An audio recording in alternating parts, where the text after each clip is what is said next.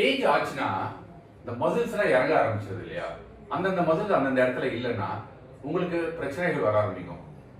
சார்கோபீடியா அப்படின்னு இங்கிலீஷ்ல சொல்றாங்க. அப்படின்னா என்னன்னா, இப்போ இந்த கை மசில் இருக்கு, இந்த மசில் வந்து இங்கேருந்து இப்படி தொங்க ஆரம்பிச்சுன்னா கீழே அந்த மசிலுக்கு வந்து எஃபெக்ட் குறைஞ்சிரும், அது வேலை செய்யறது குறைஞ்சிரும். அதுக்காக உடனே ஜிம்ல போய் சேரணுமா அப்படின்னா அப்படி சொல்ல வரல. வயசானவங்கள ஏஜ் பீப்புள் நீங்க பாத்தீங்கன்னா ஒரு ஒரு சர்டன் ஏஜ்க்கு அப்புறமா எழுந்துக்க கஷ்டப்படுறாங்க, அவங்களால நடக்க முடியல, அப்படியே டப்புன்னு கீழே விழுந்துடுறாங்க. அதெல்லாம் எதனால காரணம்? மசில்ஸ்லாம் அந்தந்த இடத்துல இல்லைன்னா அது ஜாயிண்ட்ல போய் லோட் ஆகுது. இப்ப பாத்தீங்கன்னா காஃப் மசில், இந்த காஃப் மசில் இந்த இடத்துல இல்லாம அது கீழே இறங்கின்னு வச்சுங்களேன், உங்களுக்கு ஆங்கிள் பெயின் டெவலப் ஆக ஸ்கோப் இருக்கு. குவாட்ரிசெப்ஸ் இந்த மசில் இங்க இறங்கினா நீல லோட் ஆகும். அதே மாதிரி ஹாம்ஸ்ட்ரிங் மசில் இறங்கினதுன்னா திரும்ப சாகி ஆகி இந்த பின் கால்ல வலி வரும். இந்த ஜாயின்ஸ்ல வலி வர்றதுக்கு காரணம் மெயினா பாத்தீங்கன்னா அந்த எலும்பு தேயுதுன்னு சொல்லுவாங்க, அதை நான் பேச வரல.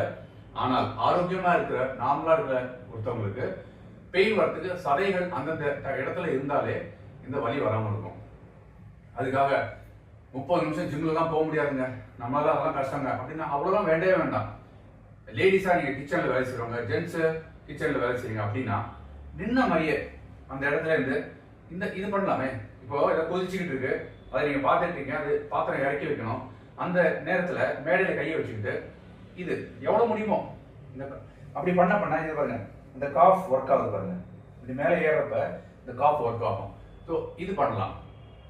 அதுக்கப்புறமா இந்த கால் ஜாயின்ஸ், கல்ல காலை வச்ச உடனே பிறந்தது இல்லையா, அது வராம இருக்கிறதுக்கு இதை இப்படி இந்த மாதிரியே செய்யலாம். இது வந்து தொடர்ந்து 30 நிமிஷம் செய்யணும்னு அவசியம் இல்லை. இது ஒரு 10 கவுண்ட் ஒன்று பாருங்க, இந்த மாதிரி செய்யலாம். இது பண்றதுனால அந்த ஜாயின்ஸ் ஆக்டிவேட் ஆகும். அப்புறம் இந்த பக்கம் அந்த கணுக்கால் இந்த ஜாயிண்ட் இருக்கு இல்லையா, இந்த ஜாயிண்ட்ல இது ஒர்க் ஆகும், அது பண்ணலாம். காஃபுக்கு உங்களுக்கு காமிச்சேன்.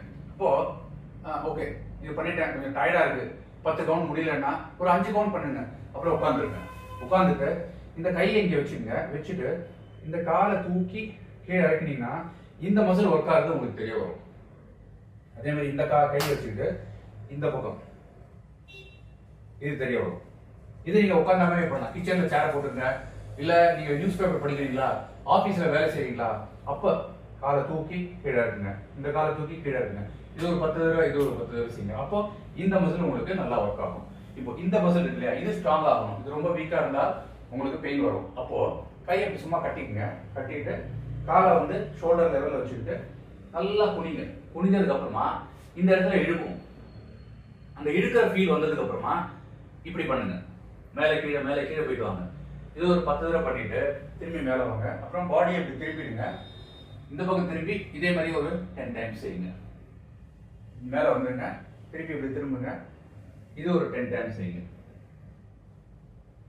இது பண்றதுனால இந்த பக்கத்துல உங்களுக்கு நல்லா ஒர்க் ஆகும். இப்போ உள் தொடையில நம்ம வேலை செய்யணும். அப்போ கால் நல்லா, இது எல்லாமே நீங்க உங்க வேலை செய்யற இடத்துலயே செய்யலாம். நீங்க கிச்சன்ல ஒர்க் பண்றீங்கன்னா அங்கேயே பண்ணலாம், இல்ல நீங்க தோட்டத்துல போறீங்க, தோட்டத்துல சும்மா நிக்கிற நேரத்துல இப்படி பண்ணலாம். இது பாருங்க, இந்த காலை நல்லா வெளியில வச்சுங்க, அகட்டிங்க, கால் நேரம் பார்த்த மாதிரி வச்சுக்கிட்டு இப்படி இந்த காலை முட்டியை மடக்கி இப்படி, இது இப்போ இந்த உள் தொடையில வேலை செய்யும்.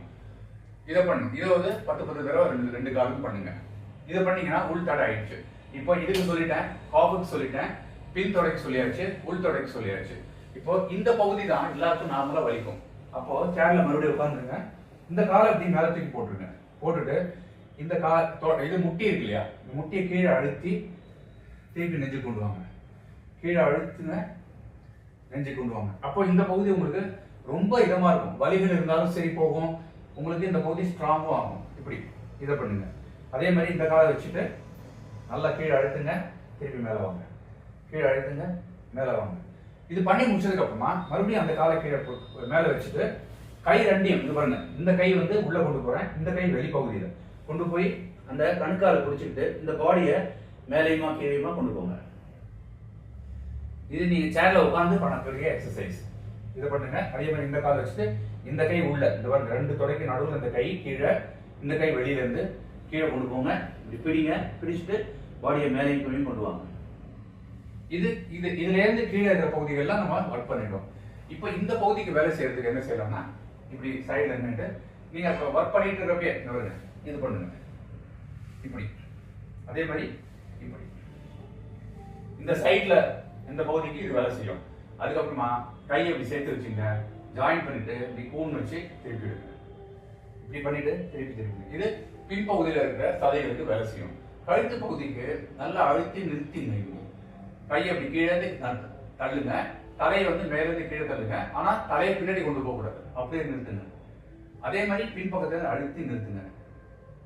இதாயிடும். அப்போ கைக்கு மட்டும் பெண்டிங் இருக்கா, கைய நீங்க வேலை செஞ்சுட்டு இருக்கிறப்ப என்ன வேணா இருக்கலாம். இது எல்லாம் ஒரே நேரத்துல செய்யணுமானா அப்படி கிடையாது. எப்பப்பெல்லாம் நேரம் கிடைக்குதோ, இப்போ இதை பண்ணி முடிச்சிட்டீங்க, ஒரு வேலை வந்துச்சு, நீங்க போயிட்டீங்க பண்ணிட்டு இருக்கீங்க, உள் தொடங்கி பண்ணணும் அப்படின்னா மறுபடியும் கொஞ்ச நேரம் கழிச்சு இதை பண்ணுங்க. இப்போ கடைசியா கைக்கு இந்த ரொட்டேஷனுக்கு கை எப்படி நல்லா சுத்துங்க, இந்த பக்கம் சுத்துங்க, அப்புறம் இந்த பக்கம் சுத்துங்க. லாஸ்டா சும்மா எல்லாம் முடிஞ்சு போச்சு. இப்ப எல்லா மசிலும் நீங்க ஒர்க் பண்ணிட்டீங்க. கையை அப்படி வச்சுக்கிட்டு பூரா அப்படி திரும்பி பார்த்து அப்படி நிறுத்துங்க. திரும்ப நேரம் வாங்க, இந்த பக்கம் திரும்பி நிறுத்துங்க. திரும்ப நேரம் வாங்க, இந்த பக்கம் திரும்பி நிறுத்துங்க. இது மட்டுமே பண்ணா போதுங்க. இது மொத்தம் உங்களுக்கு பிச்சு பண்ணா கூட, அப்பப்ப பண்ணா கூட ஒரு அரை மணி நேரம் உங்களுக்கு காலையில சமையல் முடிக்கிறதுக்குள்ள, இல்ல காலையில நியூஸ் பேப்பர் படிக்கிறீங்க, அந்த நேரத்தில் எழுந்து நின்று நியூஸ் பேப்பர் படிச்சுட்டே இருக்கீங்க, ஒரு பேரா முடிச்சிட்டீங்க, ஒரு டாபிக் முடிச்சதுக்கு அப்புறம் எழுந்து நின்று இதை பண்ணுங்க. திரும்ப உட்காந்துருங்க, மறுபடியும் படிங்க. இது பார்ட் ஆஃப் லைஃபா, எப்படி உங்க சாப்பாடு உணவு உங்களுக்கு பார்ட் ஆஃப் லைஃபா இருக்கோ, அதே மாதிரி சின்ன சின்ன இந்த எக்ஸசைஸும் உங்க பார்ட் ஆஃப் லைஃப் வந்தீங்கன்னா, இந்த சார்கோபீனியான்னு சொல்றாங்க. சார்கோங்கிறது ஃபிளஷ், பீனியாங்கிறது பாவர்ட்டி, அதாவது இல்லாத போறது, அதாவது சதை இல்லாம போறது. அந்த நிலைமை வந்தால்தான் எழுந்து நிக்கிறதுக்கு தசைகள் வேணும். நின்னப்புறம் தான் எலும்பு வேலை செய்யும். அந்த எழுந்து நிக்கிறதும் சரி, நடக்கிறப்பையும் சரி, கீழே ஏதாவது எடுக்கிறதும் உங்களுக்கு சோர்வு இல்லாம செய்ய முடியும். முயற்சி தான் செஞ்சு பாருங்களேன். தேங்க்யூ சோ மச், பாய். உங்க கமெண்ட்ஸை டிஸ்கிரிப்ஷன்ல கொடுங்க.